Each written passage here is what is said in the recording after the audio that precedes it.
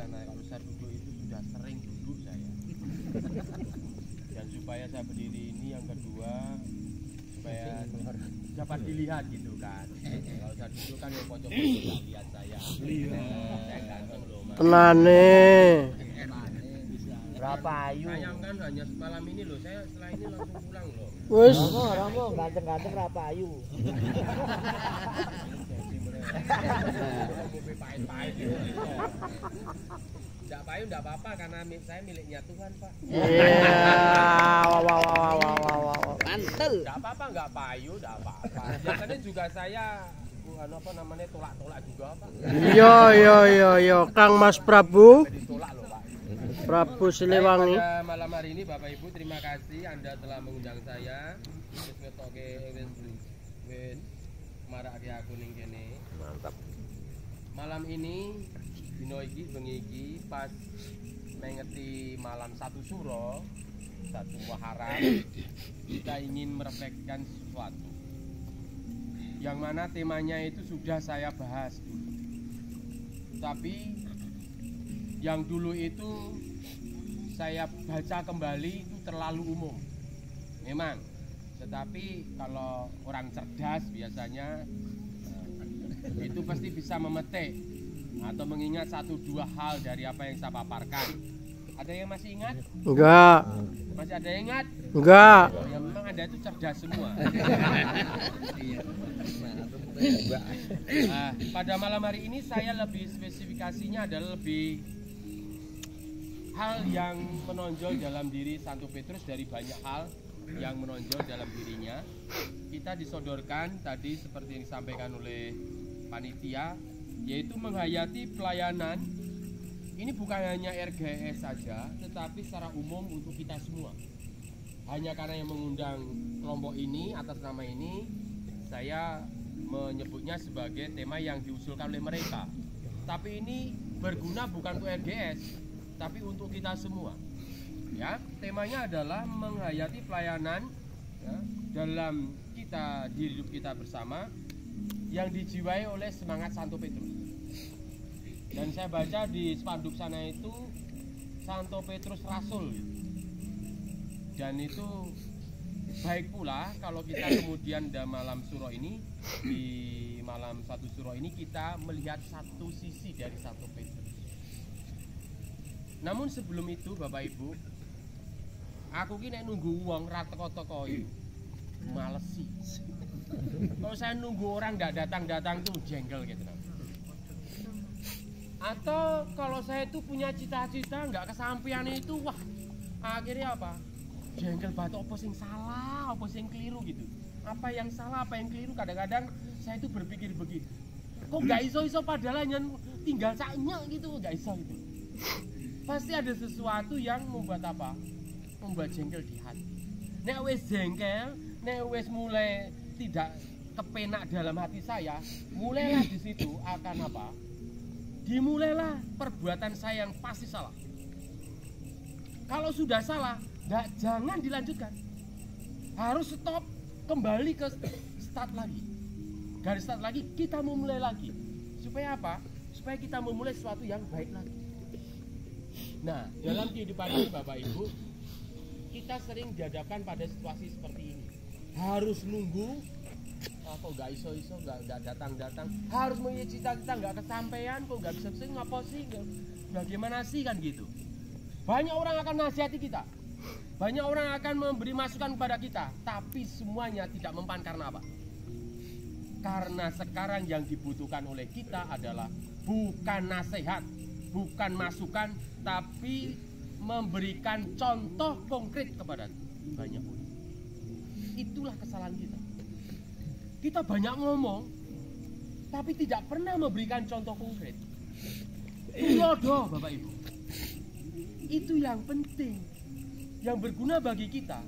Kamu ngomong setinggi langit, sepandai profesor, tapi kalau kau nggak pernah memberikan contoh yang baik, tulodo sing sae ora ada gunanya. Kita mempunyai misi apa?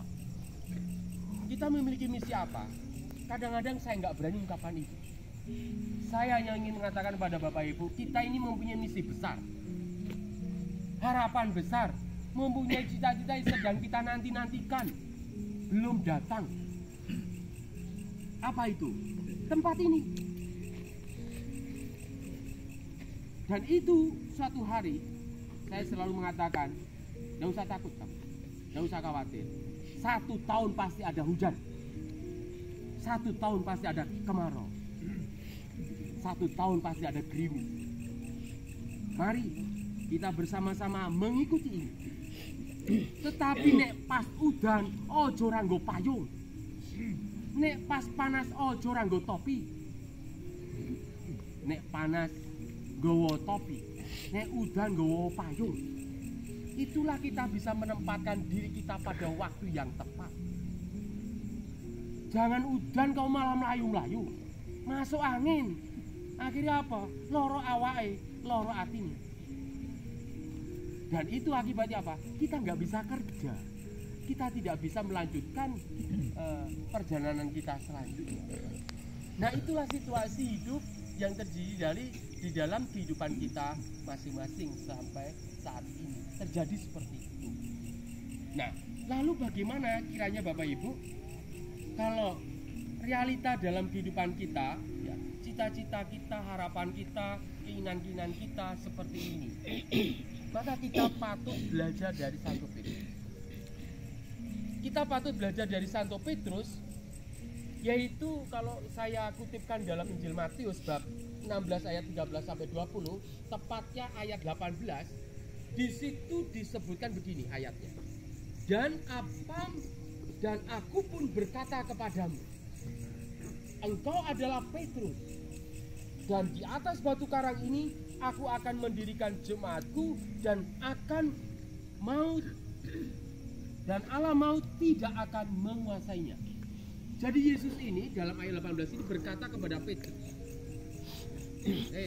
Petrus, batu karang, dan di atas batu karang ini akan kudirikan jemaatku, di mana Allah maut tidak akan bisa menguasainya. Nah, apa arti ini? Kemudian akhirnya saya diberi tema tentang Santo Petrus ini, saya angkatlah tema yaitu batu karang. Siapa yang nggak tahu batu karang? Jo ngapusi omahmu gunung-gunungnya batu karang kae. Sing pantai-pantai batu karang kae. Aku wong kutho ora ngerti ya. Batu karang itu apa? Apa batu karang Bapak Ibu? Yang atas. Batu karang itu apa? Batu karang itu batu pada sing atos banget gitu. Ya gitu. Wis wong gunung wae. Begitulah. Gunung Sari sombong. Ya wis Gunung Sari sing duwe, aku Gunung Sari kok sing duwe ya wis ora apa-apa. Masuk obor barang kae yo. Pasar Senen yo. Ora apa-apa pen kabeh. Batu karang Bapak Ibu. Itu disebutkan kepada pribadi Santo Petrus. Saya bisa loh, Petrus itu seorang yang punya pribadi batu karang. Berarti saya bisa mengatakan, oh Petrus itu keras kepala dia. Betul.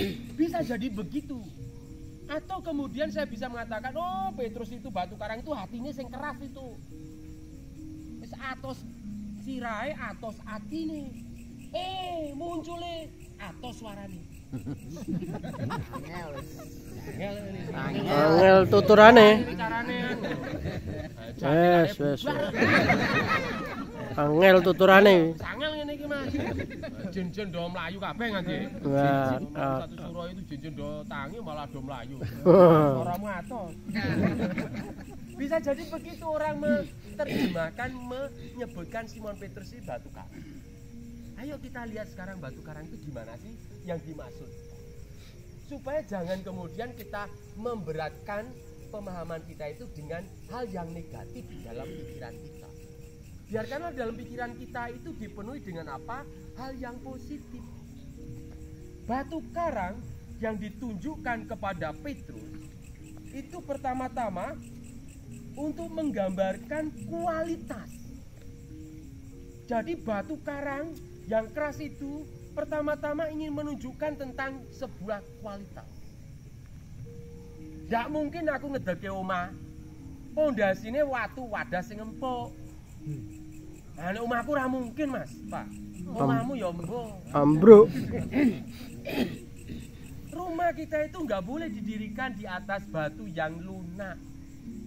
Kualitas batunya harus bagus, pondasinya jadi bagus, maka disitulah kita tahu bahwa semua bangunan yang akan berdiri di atasnya itu pasti kokoh. Kalau pondasinya itu sudah tidak kokoh, tidak berkualitas, susah dandani meneh. Nah, gelem tukang batu kae kon bongkar lagi, Pak. Cuma males, wong saya tukang batu. Ana udah batu ini salah, bongkar lagi males. Bener. Akhirnya ditempel-tempel tutupi aja, bangunan nggak jadi kuat. Jadi batu karang itu pertama-tama memiliki makna yaitu tentang kualitas. Kualitas pribadi yang kuat dalam apa? Kualitas pribadi Simon Petrus dalam apa? Yaitu dalam prinsip. Prinsip itu penting, Bapak Ibu. Ojo mencela-mencela kowe. Ojo mudah berubah. Tapi punya prinsip. Esok deli sore tempe. Kuwi loro, saiki siji tambah siji dadi 3. Esok sore tempe dulu. Esok sore tempe. Podo. Berapa? Suaramu ke sana. Tapi lirikan saya kepadamu loh. Ya. Cie. Mau di sawang apa di lirik? Di sawang itu cepet lali, nek di lirik iki terus. Tenane. Kita hapus ora gelem. Dalam prinsip kualitas, prinsip iman ya. Kualitas itu iman dan pada kualitas kesetiaan, pada konsisten dalam segala perjalanan hidup. Itulah batu karang yang memiliki arti makna tentang sebuah kualitas. Pribadi yang berkualitas, pribadi yang punya prinsip, pribadi yang mempunyai kualitas iman, kualitas kesetiaan, dan punya kualitas apa? Konsisten. Nah, mesti harus mengalami cobaan yang bertubi-tubi. Kualitas itu baru muncul tanpa ketika dirinya ya, kualitas itu diuji. Saya sudah paham. Sekalipun saya bukan arsitek, tapi saya tahu kalau telo iki ini arta bedol tak goyang-goyang ini, goyangane mudah pasti rano isine. Pasti ora percaya piye, sesuk praktek piye. Tetapi kalau pohon itu saya goyang-goyang itu susah, pasti ono isine. Kalau orang mudah goyang, pasti gak berisik. Tapi kalau orang punya prinsip, tidak mudah digoyang. Wes titeni wae. Didelok wae saiki. Dan itu menjadi peringatan bagi kita. Kau nggak bisa nipu, kau nggak bisa pura-pura. Kita bisa lihat, kita bisa menganalisamu. Sing digoyang mudah itu rano isine. Sing ra duwe prinsip iku mudah digoyang. Mudah kono kene. Seperti itu. Nah, bagaimana kemudian Bapak Ibu? Kalau ditanya, kalau saya sekarang tanya, bagaimana RGS? Bagaimana umat di stasi Sampera? Kita mempunyai harapan, cita-cita yang sedang kita tunggu. Tapi kalau kamu mudah digoyang, tidak punya prinsip, ya repot. Salah masang pondasi kowe. Malah berbahaya bangunan itu bagi orang yang duduk di sekitar kita. Dan itu penting Bapak Ibu, menjadi peringatan bagi kita. Nah, apakah kemudian RGS itu dan kita semua sudah punya kualitas diri yang seperti itu, berkualitas seperti batu karang? Ya monggo dipikir bersama-sama, mari kita refleksikan bersama-sama. Bukan hanya kita ngomong kemudian mengatakan aku berkualitas, tapi kenyataannya kau nggak bisa praktekkan. Kita sudah nggak perlu nasihat, tapi perlu tulodo, perlu contoh konkret. Nih Israel iso konkret kan nggak iso, nggak sinkron omonganmu dengan perbuatanmu. Dan itu menjadi refleksi kita pada malam satu surah ini. Ya, nah, apakah kemudian Bapak Ibu Petrus sudah tahu pada waktu itu Yesus memanggilnya menjadi murid dirinya akan menjadi pribadi yang sangat berarti bagi gereja saat ini? Bapak Ibu, saya berikan poin. Apakah Petrus waktu dipanggil oleh Yesus jadi muridnya bahwa Petrus sudah tahu bahwa besok akan menjadi orang penting? Tidak tahu. Dia sedang dipanggil oleh Yesus. Nih, jadi muridku nih kamu. Apakah kemudian Yesus memberikan, besok 10 tahun ke depan kamu jadi orang top? Begitu? Tidak ada. Tapi mengapa kemudian Petrus ini menjadi orang hebat? Setelah mengikuti Yesus yang begitu panjang perjalanannya. Petrus sendiri nggak tahu.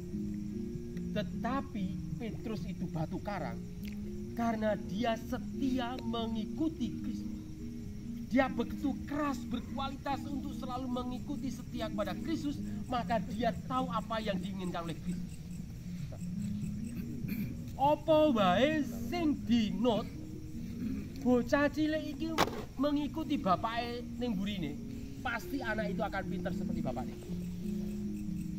Tapi kalau orang itu nggak bisa dinut, kalau orang itu nggak bisa dijadikan contoh, akan mencelakakan yang lain. Maka Petrus ini menjadi batu karang karena dia mengikuti Yesus dengan setia. Maka karena kesetiaan itu yang selalu bersama dengan Yesus, maka pada akhirnya dia menjadi orang penting dan hebat, nomor satu di antara para murid yang lain. Nah, inilah yang disebut kualitas Petrus itu ini. Dia nggak banyak ngomong, dia nggak banyak teori, nggak banyak apa, tapi dia banyak mengikuti Yesus untuk setia, melakukan apa yang dilakukan oleh Yesus. Kita ngomong banyak pelayanan, tapi kok nggak pernah melayani. Pelayananmu itu beda dengan omonganmu. Pelayanan itu beda dengan apa perbuatanmu di lingkungan, di wilayah, di keluarga dan sebagainya. Ya aneh. Itu Anda sedang membuat apa? Sebuah drama hidup. Sandiwara. Dunia ini panggung Sandiwara. Sopo sing aran? Nyanyi sopo? Yo 10.000. Ahmad Tabar. Yo 10.000 katanya. Nah, akhirnya apa? Sungguh Petrus itu menjadi orang yang berkualitas dalam hal ini. Dan kualitas Petrus ini akhirnya tampak dengan apa yang dikatakan kepada Yesus, yaitu apa? Kesetiaan. Kenapa kok sekarang Petrus kok mau setia, selalu punya kualitas kesetiaan pada Yesus? Kenapa? Karena Petrus sudah tahu siapa yang diikuti. Dia mengatakan demikian, engkau adalah Mesias Putra Allah. Jadi Petrus ini sudah tahu siapa yang diikuti itu adalah orang yang paling benar. Kalau dalam Lukas bab 5 disebutkan bukan hanya guru, tapi menyebutnya sebagai Tuhan ketika dia dapat ikan yang banyak. Nah, itu yang luar biasa. Maka apa? Maka engkau adalah Mesias Putra Allah. Itulah yang kemudian membuatnya menjadi orang yang setia mengikuti Kristus. Itu satu. Lalu yang kedua, Bapak Ibu, Petrus ini batu karang juga mempunyai makna apa? Yaitu dilekatkannya dalam dirinya sebuah jabatan kepemimpinan. Sebuah jabatan kepemimpinan yang bagi gerejanya. Pemimpin yang tidak hanya menjadi pemimpin bagi banyak orang, tetapi berarti pemimpin yang berarti seorang yang akan menjadi dasar, yang akan selanjutnya menjadi contoh tulodo. Jadi apa? Orang yang dapat diikuti oleh orang lain. Kalau kita menjadi pemimpin dan belum dapat dicontoh, itu kita harus berpikir 2 kali lagi. Bukan berarti kemudian saya mau mengundurkan diri, bukan. Tapi kita ingin apa? Memperbaiki diri. Memangnya kita nggak pernah salah apa? Kamu KPU pernah salah, aku juga sih. Tapi sing ngaku dosa, aku ora ngaku dosa kok saya beri dosa. Siapa yang ngaku dosa? Ayo. Biasanya salah mutung mau, yang salah mutung itu. Kendangnya ngetuk salah. Kendangnya ngendang apa nabo ember kowe? Langsung nyap mulai. Wis aku ora kanggo ora apa-apa. Aja ngono lah lho.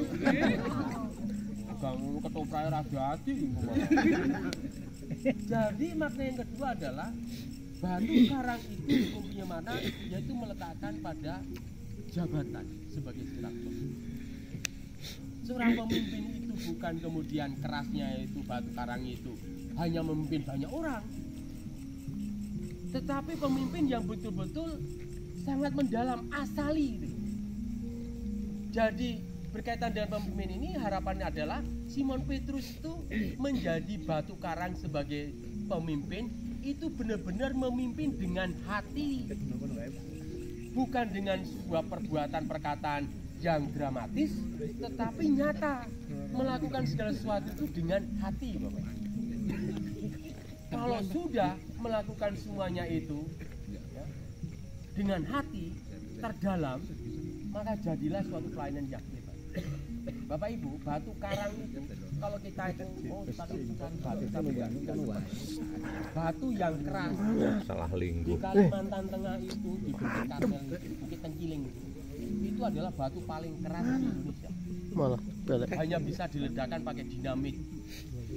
Tapi batu itu tidak bisa untuk jalan raya. Karena saking kerasnya dia mudah pecah. Dia bisa menjadi aspal. Batu yang bagus untuk jalan itu batu yang dari Palu.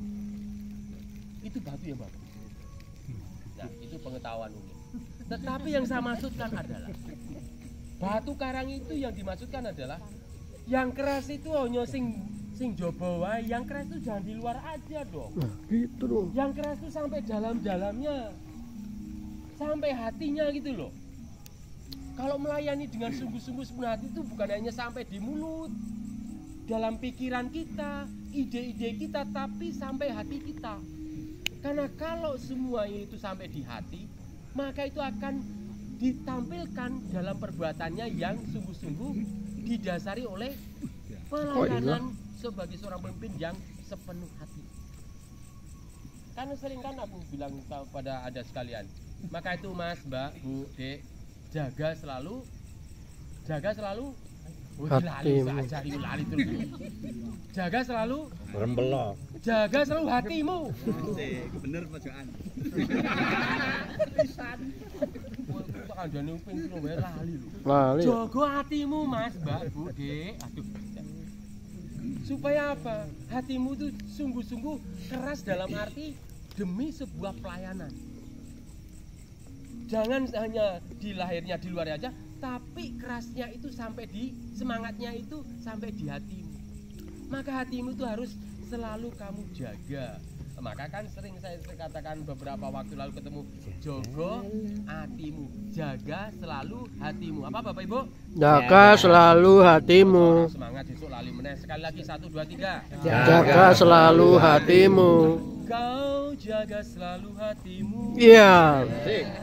Saat jauh dariku, tunggu aku kembali. Ku mencintaimu selalu, menyayangimu sampai akhir menutup mata. Itu belum pakai musik. Itu belum pakai mic. Belum pakai kendang. Pakai mic dan pakai musik. tidur kabur.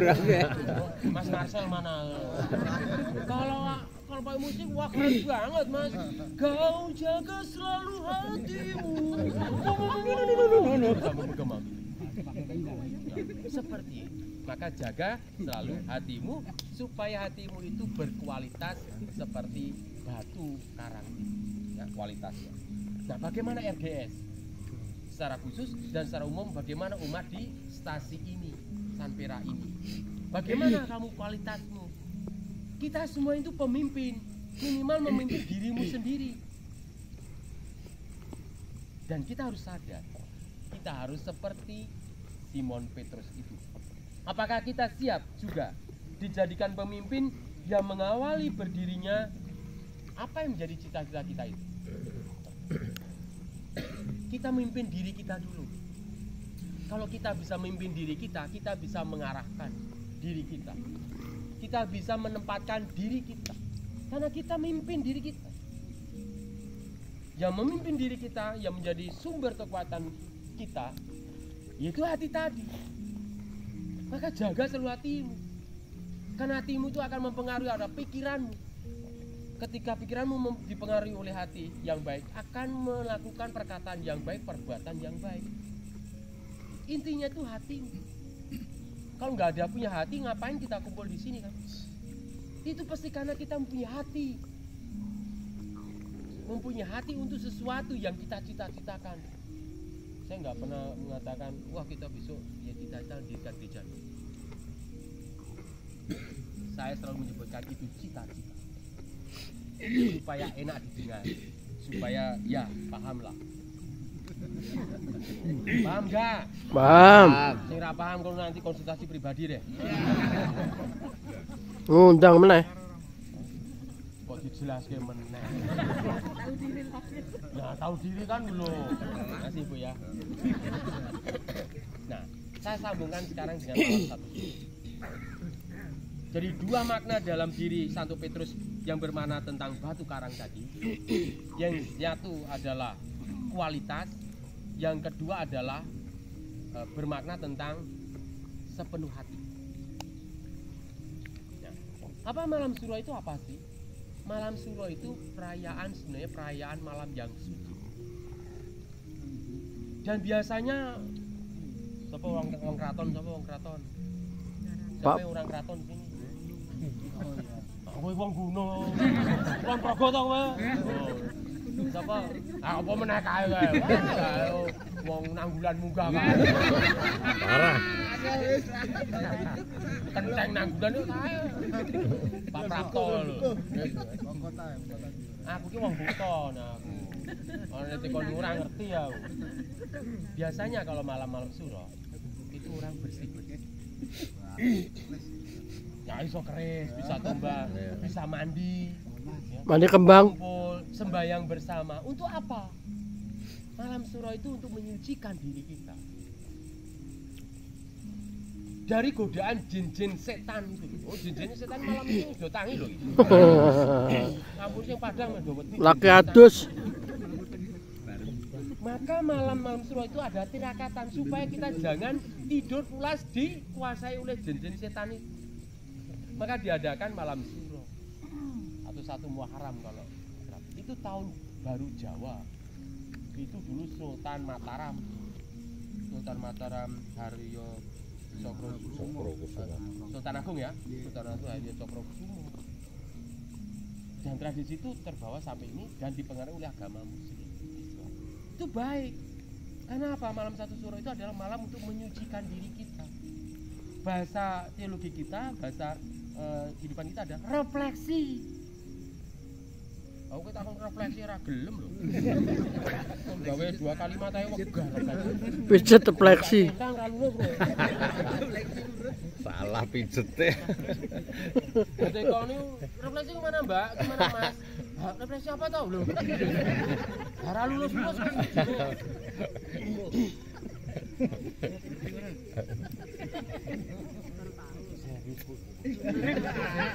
Kamu refleksi. Maka pada malam ini Bapak Ibu, kita bersama-sama ingin merenungkan ya, malam penuh rahmat ini benar-benar menjadi pengingat kita loh Bapak Ibu. Sing wis yo wis. Yang sudah ya sudah.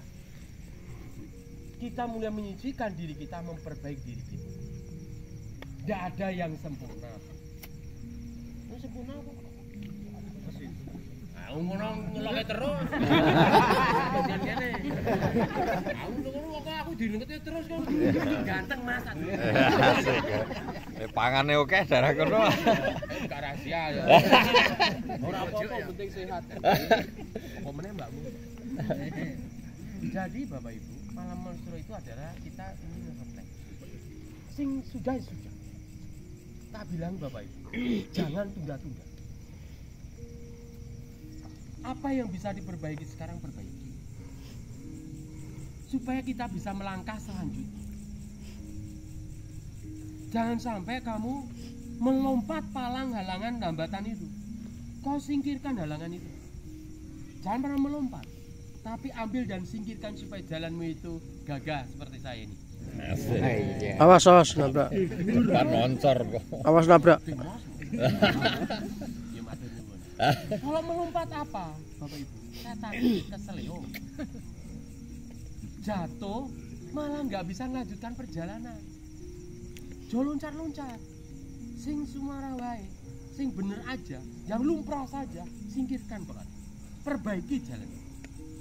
Sentri ekonomi sentri, dalam hati saya sudah tahu kemarin mas sentri gitu. Tapi aku bisa lupa loh. Kok enggak sentri jeglong ya do kuwi kapean. Kae modal pojok kae. Nah, seperti itu kan. Maka kita harus menyelesaikan apa yang bisa selesai. Enggak usah takut. Lebih baik saya malu tapi untuk demi kebaikan. Nah, maka malam suro ini penting bagi kita untuk merefleksikan diri, memperbarui diri. Ingat bahwa malam ini adalah kita ingin menyucikan diri. Keris itu sih. Kurang gawean. Itu artinya Mas. Itu dibersihkan, disucikan. Ora we. Tapi manis Mas kau.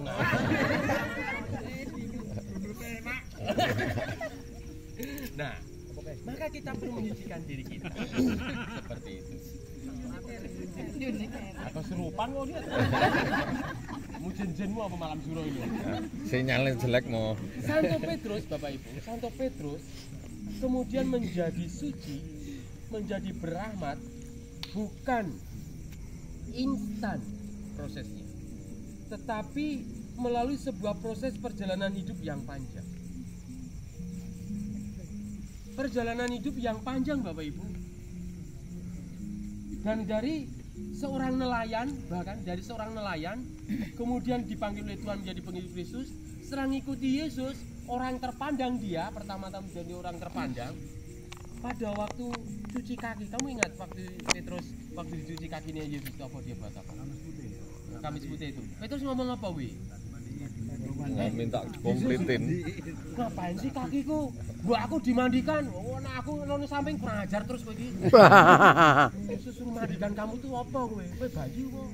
Maka Yesus dengan lembut mengatakan, yang sudah mandi enggak usah mandi lagi. Cukup bersihkan kakinya. Sampai kemudian Yesus ditangkap kan? Yesus ditangkap. Ya terus sudah hebat udah S3 dia itu waktu ikut Yesus. Tetapi ketika Yesus ditangkap apa? Ketika Yesus ditangkap dia buat apa?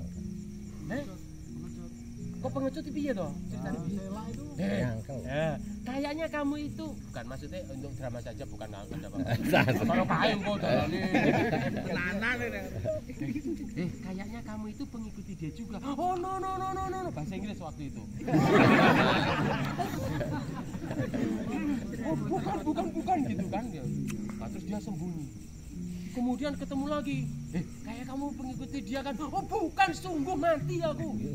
Maka ada judul lagu sungguh mati aku. Oh iya. Lalu yang ketiga kamu gitu. Bukan.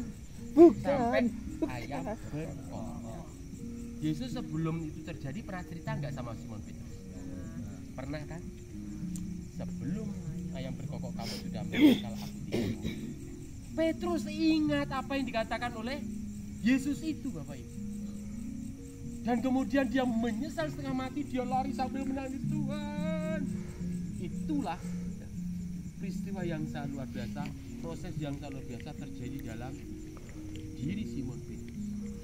Simon Petrus malu enggak itu? Tapi dia mau menerima rasa malu itu. Demi sebuah kebaikan. Demi sebuah seorang yang menjadi pribadi yang unggul. Hanya karena apa? Menerima realita terjadi dalam proses hidupnya yang seperti itu. Padahal Yohanes jodoh Petrus ternyata kamu tuh begitu ya. Aku lihat kamu itu hebat dekat dengan Yesus terus loh. Kamu apa yang dikatakan Yesus itu kamu paham itu loh. Sampai itu prajurit itu dipenggal telinganya itu kan. Siapa yang kalau kamu nggak dekat-dekat dengan Yesus kamu bisa buat gitu tuh. Hebat loh kamu itu. Tapi ternyata kau nyangkal ya di akhir hidup Yesus ya. Tapi untung kamu mau berproses untuk berubah. Itu yang kita sebut malam ini, dia berani menyucikan diri. Keris itu kumbah. Oh udah cukup lama. Kayak sih ngerti kayak mas. Disuci, disucikan seperti itu, ya, seperti itu. Lalu yang berikutnya adalah selanjutnya baik pula akhirnya kita bila kita di malam suruh ini kita memaknai dengan tema apa? Saya kemudian kalau melihat Simon Petrus yang batu karang yang mempunyai makna yang seperti ini, saya kemudian ingin mengajak Anda, yaitu apa? Berjalan bersama dalam kasih dan bersaksi seturut semangat batu karang Santo Petrus. Ini terlalu panjang, tetapi saya pendekkan, yaitu apa? Salam batu karang. Jelas? Bisa nggak? 1, 2, 3. Salam batu karang. Salam batu karang. Dan Anda ingat apa yang kita renungkan malam ini. Kalau kita memberikan salam batu karang, berarti Anda mau berjalan bersama dalam kasih dan berani bersama. Seperti halnya Simon Petrus yang telah memberikan contoh kepada kita. Nah, maka dari itu Bapak Ibu, mari kita bersama-sama masuk kayak iki jam piro ya? Hah? Jam 12. Wis oke lho, iki 3 lembar iki. Wis tak singkat aja wis ya. Nah, lalu begini. Ada 2 semangat yang telah kita pelajari, yaitu 2 semangat batu karang yang akan kita tegaskan kembali untuk kita. Yang pertama adalah semangat rendah hati, yang berkaitan dengan apa yang dilakukan oleh Simon Petrus tadi, yaitu apa? Dia mempunyai kualitas. Orang yang berkualitas itu adalah orang yang tahu merendahkan diri, dan itu sangat luar biasa. Ketika Petrus kemudian menjadi seorang yang mencolok dari para murid lain, di mana Petrus dapat menggunakan kesempatan itu sebenarnya. Karena dia itu sudah orang terkenal di antara para murid loh. Selain dia ganteng, gagah, dia punya pengalaman dan yang punya pengalaman dan tua dan sebagainya. Dia itu punya kesempatan untuk pamer dirinya loh. Ini bos. Saya ini bos perusahaan jangkrik. Jangkrik bos. Jangkrik bos. Bukan jangkrik kamu. Jangkrik terus larang loh, si mancing-mancing tahu. Ya. Mancing lili.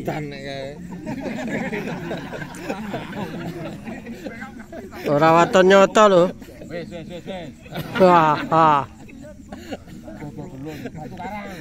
Iya batu karang. Batu karang ya. Ya. Berarti apa? Salam batu karang. Salam batu karang artinya apa?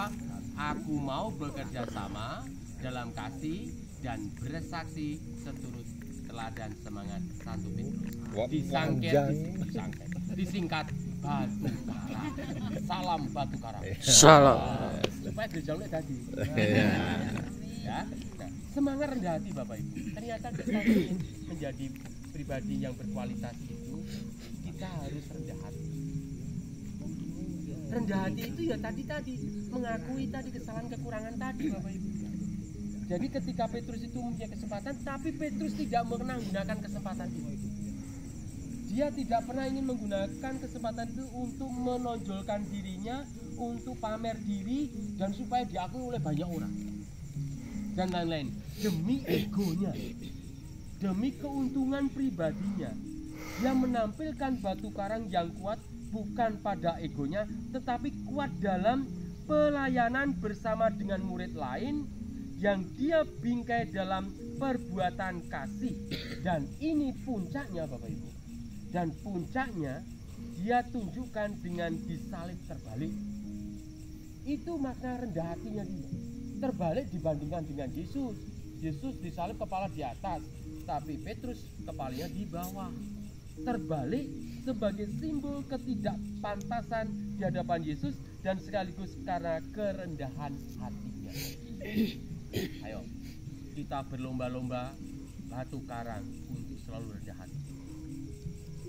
Nah, sehingga bagus pula bila keluarga besar kita ini, kita semua seluruh umat stasi ini selalu mengedepankan semangat rendah hati. Semangat rendah hati, bukan diam. Kamu bawa rendah hati terus kemudian menang gue ora omong aku mau rendah hati lebih baik aku diam. Salah. Kowe iki jan aneh banget iki kan. Ini orang ngerti. Bukan diam rendah hati Bapak Ibu. Rendah hati itu bukan diam, bukan ikut saja, tetapi selalu aktif dengan tetapi saling menghargai. Jangan diam, kamu boleh ngomong tapi saling menghargai. Dirungokke sik nek aku ngomong iki. Jojo. Dengarkan dulu, hargai dulu, cerna dulu, dimaknai dulu. Ada background apa sih dia itu kok ngomong begitu? Dipahami. Saya sekarang udah mulai agak dewasa saya. Asik. Asik. Asik nih. Asik. Asik nih. Gawa desaku kowe. Kok desaku lah. Tapi lek gunung kok dia. Ngomong apa meneh iki aku. Jadi rendah hati itu Bapak Ibu bukan diam kemudian. Kita oleh ngomong, kita boleh bicara, tapi hargai juga omongan orang. Dengarkan dulu, dimaknai dulu, dimengerti dulu. Siapa tahu, aku pernah mama aku sampai minta maaf sama aku. Nari yo kurang ajar ya kowe. Nanti DT mama iki. Lho, DT mama kan iso ora iso. Ngene mak ra iso kowe mesti maling lho coba lho. Wong ganteng-gantengin anak. Nek kowe ora apa-apa. Iya. Nah, akhirnya apa tak jelaskan mak gini ini tadi mama itu meletakkan amplop tuh 3, 1 di sana, 1 di sini. Aku enggak ngambil. Masa? Iya. Coba nek tak jelas gini. Ah dituduh maling. Nah, karena mama itu enggak mau dengarkan omonganku, cuma jelasanku, langsung menilai aku. Disalahkan malu sendiri. Waduh Nar. Ya maaf dong. Mama saya tuh keren kok gitu. Maaf dong gitu kan. Aku tak jawab. Jeh, Mak, itu hal udah dewasa. Jadi diam apa namanya? Rendah hati itu bukan diam. Kita boleh ngomong, tapi hargai. Kita boleh bersuara, tetapi tetap mendengarkan orang lain. Jadi kita itu boleh bersuara, tetapi tetap juga mendengarkan suara orang lain. Supaya apa? Ditemukan di dalam pikiran kita itu pertemuan suara-suara itu. Dan kita cerna, dan kalau nggak tahu jelas, tanyakan hatimu. Kalau hatimu nggak tanya aku pasti jelas. Aku tanya Romo parokinya. Tuh ya. Nah, jangan apa namanya itu ya. Jadi mendengarkan orang lain dan tetap bersama. Mau suruh rendah hati terus ada ngene terus kamu misa-misa, wah ojo. Hilang. Oh, ojo ngilang. Mutung boleh, Pak? Mengikut ya.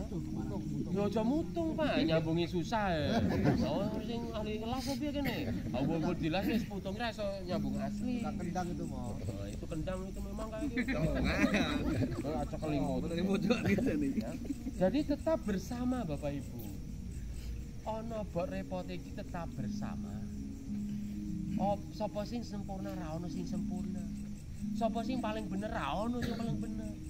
Sapa sing paling salah? Oke. Kowe kuwi. Aku kecuali aku. Enggak, kita semua itu bisa salah, bisa benar. Maka perlu bersama-sama. Mesti harus ada. Perbedaan itu harus ada. Kok enggak beda piye? Coba nyawang kula ya bajune ngene keren lho. Senopati, nek kowe Irdalah prajurit. Ada perbedaan Bapak Ibu. Supaya kelihatan gitu loh. Ini loh pakaiannya kayak meling-meling kayak Romo Naryo. Kayak pakaian sing ijo-ijo mirip Romo Naryo agak biru agak burem-burem itu tukang kendang. Harus beda. Perbedaan itu ada perlu. Jangan semua. Bingung nanti pemimpin ngendi sing ngendi. Ya, itu satu. Satu. Yang kedua, semangat asli Bapak Ibu. Yang kita ingin angkat adalah semangat asli. Selain rendah hati, kita juga ingin mengangkat asli. Yang kita angkat tadi dari hati tadi. Kamu kalau melakukan ya, sesuatu itu harus asli. Asli yang dimaksudkan apa? Batu karang itu. Batu karang yang kita pakai itu harus asli, batu beneran, luar dalam itu keras. Jangan kamu tutupi dalamnya lembek. Tapi batu karang yang dimaksudkan asli itu adalah tidak palsu, tidak KW-KW. WK. Nek KW iki di malam iki oke ning KW kono, KW kae. Wow, apal ya. Jangan KW, jangan nomor 2, asli nomor 1 ya. Batu karang yang kuat adalah batu yang sampai dalam-dalamnya juga kuat, Bapak Ibu. Yaitu apa? Batu kali itu contohnya. Betul, sampai dalam-dalam itu keras. Asli itu. Santo Petrus menjadi batu karang bukan serta-merta langsung jadi. Bagaimana dia menolak ya, basuh kaki ya, menyangkal 3 kali tadi. Sampai kemudian Yesus bertanya 3 kali, apakah kamu mengasihi aku? Ini kan keterlaluan. Menyangkali Dan 3 inilah kali. kemudian kita lihat aslinya Simon Petrus ketika Yesus bertanya sampai 3 kali. Petrus, waktu itu saya di dekatnya Yohanes sih waktu itu. Yesus kan tanya sama Petrus, ora percaya ada dulu aku waktu itu. Petrus, apakah kamu mengasihi aku? Petrus sambil nyembah, ya Tuhan, aku sungguh mengasihimu. Sampai pengtelu loh, sampai 3 kali loh Bapak Ibu. Saya juga terenyuh waktu itu. Tapi aku nggak bisa ngomong apa-apa. Mereka orang penting-penting ini.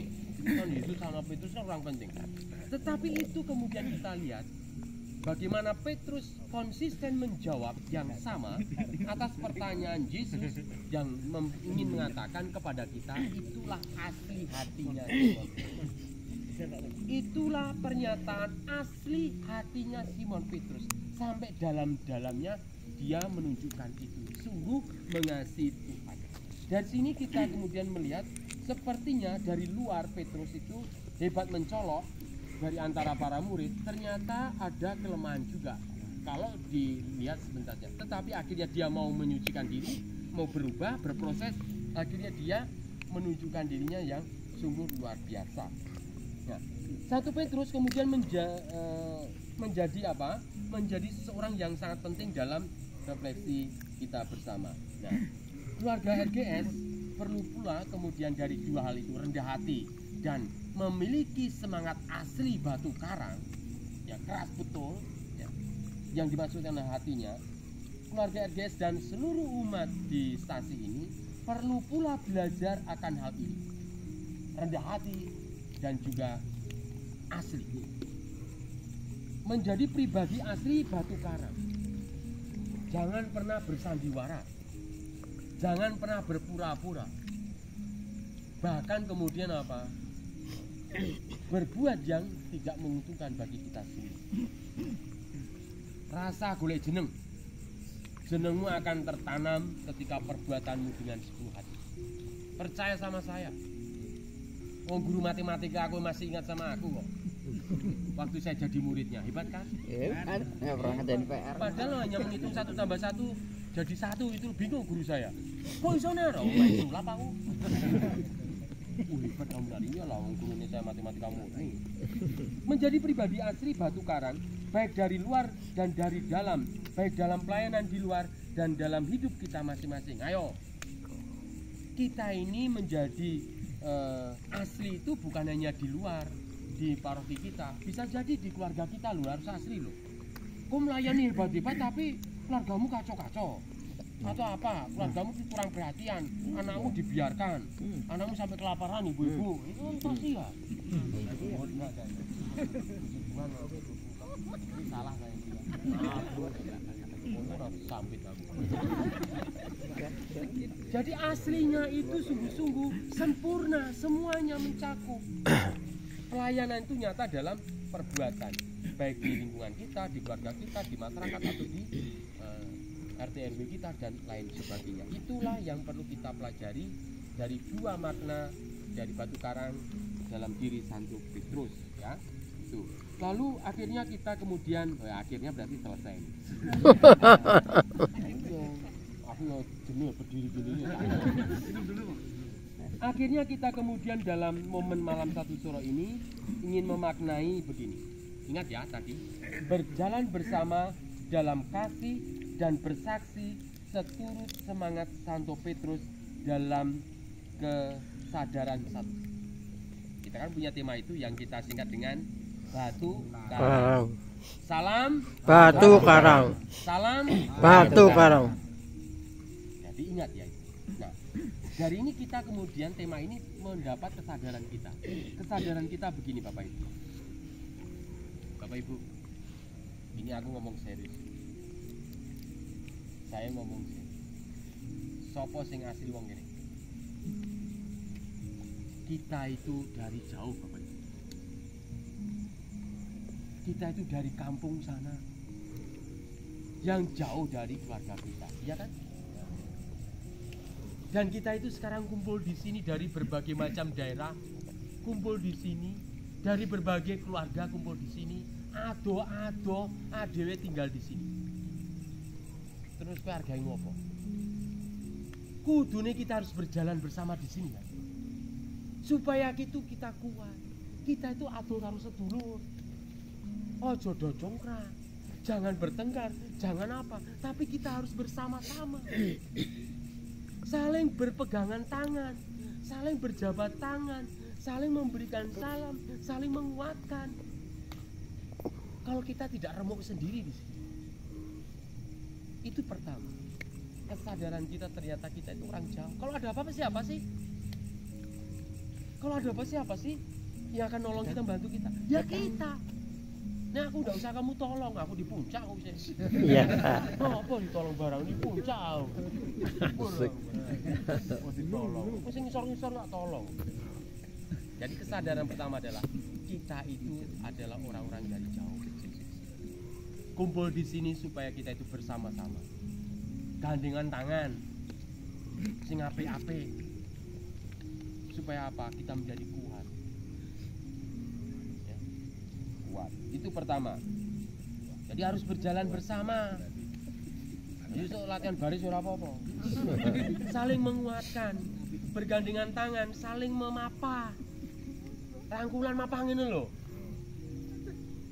Sing lemah tok kuatke, sing kuat nguatke. Itulah prinsip berjalan bersama. Di sini lebih kuat tuh. Lu mah selalu kuat itu tuh. Ya. Pantes tajak tadi senyum-senyum. Aku ngomong kuat iwe. Leleng. Mau senyum-senyum aku ngomong kuat iwe. Tak pikir apa aku mungkin hebat saya ya. Ternyata jeneng. Wes ora apa-apa. Saling menguatkan ya. Yang kuat yang tidak kuat Ya Pak kuat. sing akhirnya apa? Ayo kuat-kuat. Inilah semangat rendah hati kita. Berjalan bersama saling menguatkan. Jadi kalau ada sesuatu yang tidak menguatkan, ingat Pak Kuat. Pak Kuat? Iya betul. Oh itu ingat langsung seneng gitu kan. Itu yang harus kita tampil. Ayo. Kalau kita punya cita-cita yang besar itu, akan bisa kalau kita saling menampilkan untuk apa? Berjalan bergandengan tangan. Nek wong gandengan tangan kae, tandane apa? Kalau orang itu jalan bergandengan tangan, komentarmu apa? Apa? Rukun. Apa? Oh, kendang apa ndang? Ngomong terus kowe iki, ndang. Kalau orang bergandengan tangan, kamu komentari apa? Rukun. Lu enggak buta normal ya. Kalau orang bergandengan tangan artinya apa? Rukun. Apa? Hati-hati. Kompak, rukun. Coba ngomong loro kuwi berjalan di atas rel kereta api. Ngerti ra rel kereta api kowe? Yo tahu. Banget wong itu. Rel kereta api kalau orang berdua bergandengan tangan berjalan di atas rel kereta api, dia bisa jatuh enggak dia? Dia akan saling menguatkan. Tujuan akan sampai. Itu artinya, woi kalau orang bergandengan tangan tahu apa? Dia pasti akan sampai tujuan. tenan iki. Kandhani ngayal kene tak sekat. Apa-apa enggak kendang. Jadi semangat rendah hati ya, yang penting untuk kita tampilkan bergandengan tangan, bersama-sama berjalan.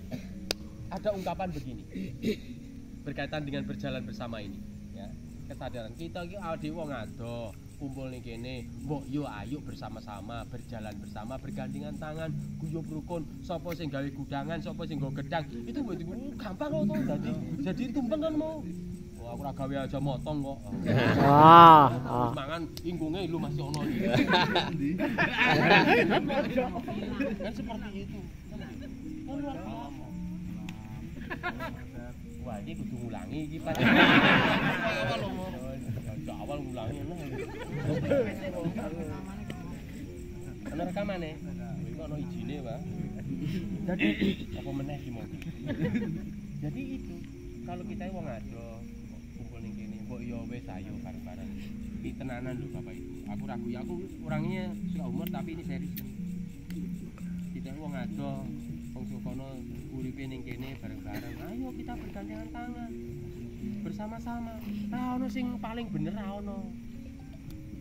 Maka ada istilah begini Bapak Ibu. Bila kamu ingin berjalan cepat, ayo apa beda-bedaan? Layu. Gandengan. Apa? Gandengan 10.000. Kalau kamu ingin berjalan cepat, berjalanlah sendiri. Tetapi bila kamu ingin berjalan jauh, ayo apa? Gandengan. Lompat. Bareng-bareng. Oh, anu babis. Sing cocok ngono lho. Bareng-bareng kok. Ungkapan sing spektakuler kuwi. Kalau kamu ingin berjalan jauh, berjalanlah bersama-sama.